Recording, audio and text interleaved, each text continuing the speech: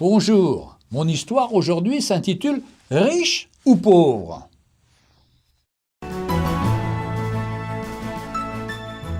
Lorsque j'avais 15 ans, mes parents m'envoyèrent à la campagne afin que je me rende compte de la dureté de la vie. En effet, je n'étais pas conscient du privilège d'être né dans une famille aisée et je manquais de reconnaissance. Privilège, c'est du moins ce qu'ils croyaient.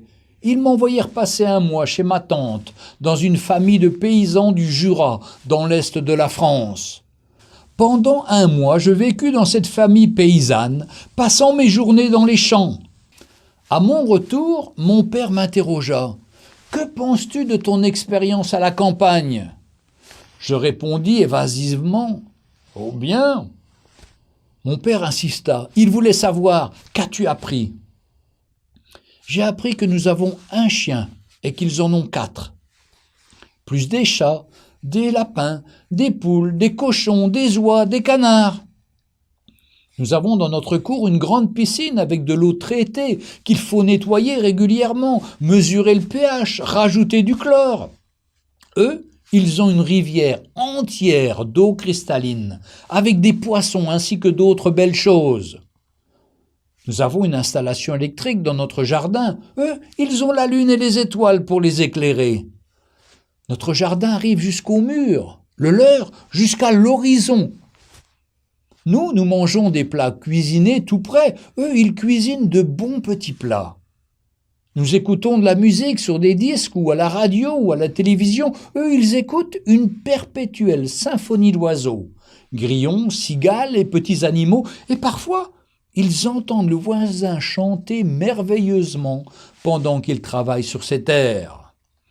Nous utilisons le micro-ondes. Ce qu'ils mangent a la saveur des plats mijotés sur le feu de bois, à feu lent. Pour nous protéger, nous vivons entourés de grands murs avec des alarmes, des clés, des digicodes. Eux, ils vivent portes ouvertes, sans clé, protégés par l'amitié des voisins. Nous vivons connectés à notre téléphone, notre ordinateur, à la télévision. Eux sont connectés à la vie, au ciel, au sol, à l'eau, à la verdure, aux animaux. Mon père fut profondément impressionné par mes réflexions.